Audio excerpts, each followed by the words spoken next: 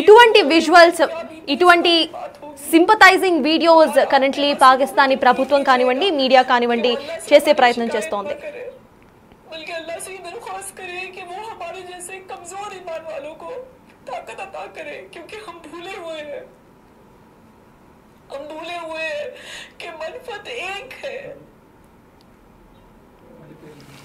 ఇంకొకసారి ప్లే చేస్తాం. अल्लाह की मुलाकात होगी, दुनिया में उन पर क्या बीती इस पर भी बात होगी.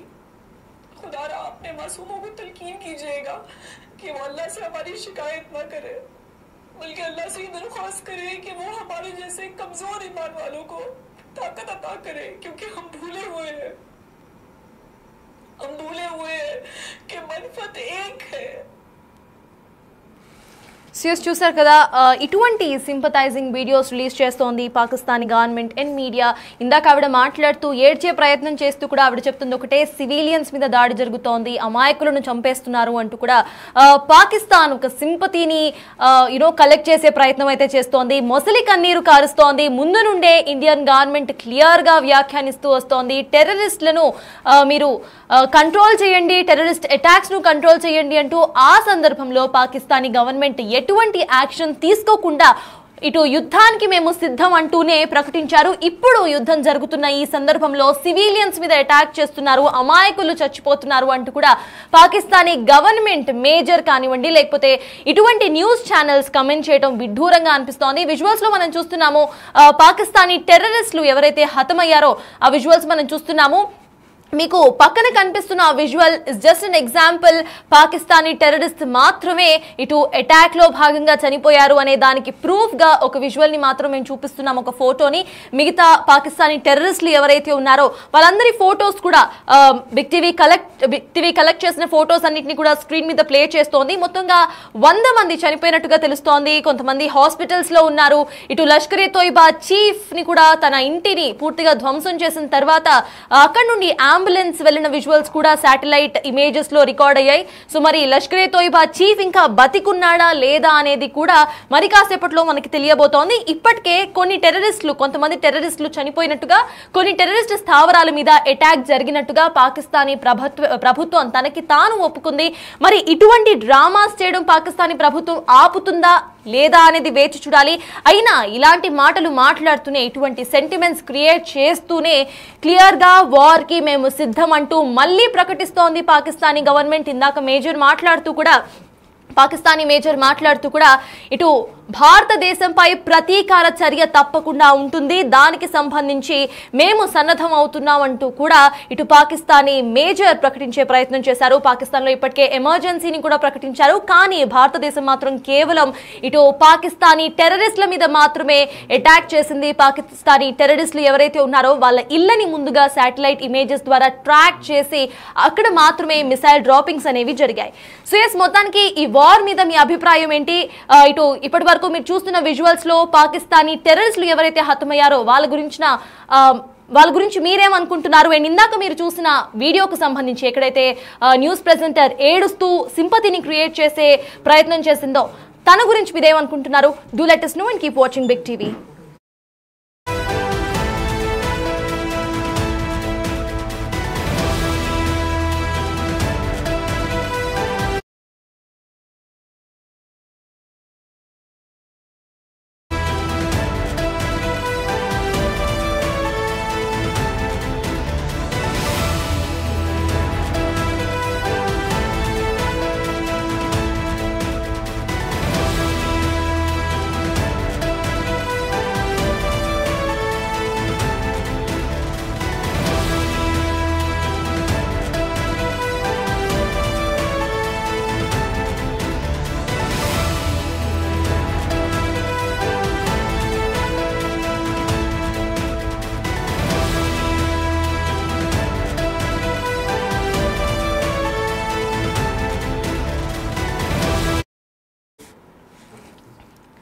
సిఎస్ విజువల్స్ లో చూస్తున్నాం మనం మిసైల్ డ్రాపింగ్ విజువల్స్ ఒక బాక్స్ లో చూస్తున్నాం. అట్ ద సేమ్ టైమ్ ఇటు లష్కరే తోయిబా చీఫ్ ఇల్లు ధ్వంసమైన విజువల్స్ చూస్తున్నాం. పైన టెర్రరిస్ట్ ఫోటో, టెర్రరిస్ట్ చచ్చిపోయిన ఫోటోని కూడా చూస్తున్నాం. మొత్తంగా 4 బాక్స్ విజువల్స్ లో మీకు క్లియర్ గా కనిపిస్తోంది ఎలా అయితే ఇండియన్ ఆర్మీ టెర్రరిస్ట్ల నివాసాలను ముందుగానే గుర్తించి శాటిలైట్ ఇమేజెస్ ద్వారా గుర్తించిన తర్వాత వాటిని మాత్రమే లొకేట్ చేసి మిసైల్ డ్రాపింగ్స్ అనేవి జరిగాయి. ఎక్కడా కూడా సివిలియన్స్ మీద దాడి అనేది జరగలేదు. విజువల్స్ లో మనం క్లియర్ గా చూస్తున్నాము. ఇక్కడ ఒక ఇంటిని మనం చూస్తున్నాము. ఎక్కడైతే మసూద్ ఇంటిని మనం చూస్తున్నాము. మసూద్ ఇంటి మీద మిసైల్ డ్రాపింగ్స్ జరగటం, ఆ తర్వాత కంప్లీట్ గా కూడా అది మొత్తం మనం మిసైల్ డ్రాప్ అయిన ఆ ప్రదేశాన్ని క్లియర్ గా చూస్తున్నాం. కింద మొత్తం కూడా ఒక హోల్ పడిపోయిన విజువల్స్ మనకు క్లియర్ గా కనిపిస్తున్నాయి. మిసైల్ డ్రాపింగ్ అనంతరం కూడా మొత్తంగా అది మొత్తం కూడా కూలిపోయింది. విజువల్స్ లో క్లియర్ గా కనిపిస్తుంది మనకి పైన నుండి మిసైల్ డ్రాపింగ్ జరిగింది. మిసైల్ డ్రాపింగ్ జరిగిన ప్రదేశంలో మొత్తంగా ఒక హోల్ పడిపోవడం, ఆ తర్వాత భూమి లోపలికి చొచ్చుకుపోయిన విజువల్స్ క్లియర్ గా కనిపిస్తున్నాయి. సో ఈ ఒక్క దాడిలోనే 30 మంది చనిపోయినట్టుగా తెలుస్తోంది. మొత్తం అందరూ కూడా టెర్రరిస్టులు మాత్రమే చనిపోయారు. ఎక్కడా కూడా సివిలియన్స్ చనిపోలేదు. సివిలియన్స్ మీద ఎటువంటి అటాక్ జరగలేదు. కేవలం ఎవరైతే టెర్రరిస్టులు ఉన్నారో టెర్రరిస్టులు మాత్రమే మేజర్ పిన్ పాయింట్ అటాక్ చేసేందుకు ఇటు ఇండియన్ ఆర్మీ ముందు నుండే హోంవర్క్ చేసుకొని శాటిలైట్ ఇమేజెస్ ద్వారా ట్రాక్ చేసి ఎవరెవరు ఎక్కడున్నారు అనేది చూసిన తరువాతనే మిసైల్ డ్రాపింగ్స్ అనేది జరిగాయి. ప్రెసెంట్ మనం మసూద్ కి సంబంధించిన ఇంటి విజువల్స్ మనం చూస్తున్నాము. అయితే ఆ విజువల్స్ లో క్లియర్ గా కనిపిస్తోంది మిసైల్ డ్రాపింగ్ జరిగిన విజువల్స్. మిసైల్ డ్రాపింగ్ అయిన తర్వాత ఏ రకంగా మొత్తం కూలిపోయిందో ఆ విజువల్ మొత్తం కూడా మనకు కనిపిస్తోంది. సో ఇందులోనే మసూద్ ఉన్నాడు. అయితే ప్రెసెంట్ మనం చూస్తోంది ఒక మద్రసా. ఈ మద్రసాలోనే మసూద్ తలదాచుకుంటున్నట్టుగా తెలుస్తోంది. బవహల్పూర్ మద్రసా.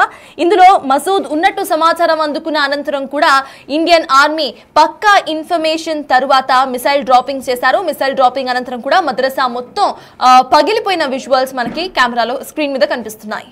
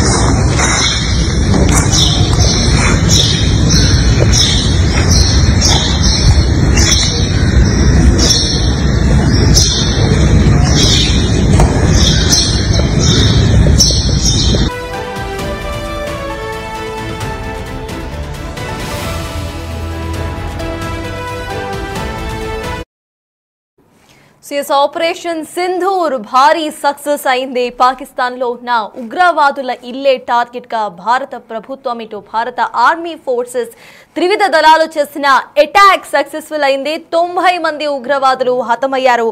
మనం ఒకసారి ఉగ్ర నేతలు ఎవరెవరు హతమయ్యారో లిస్ట్ చూద్దాము.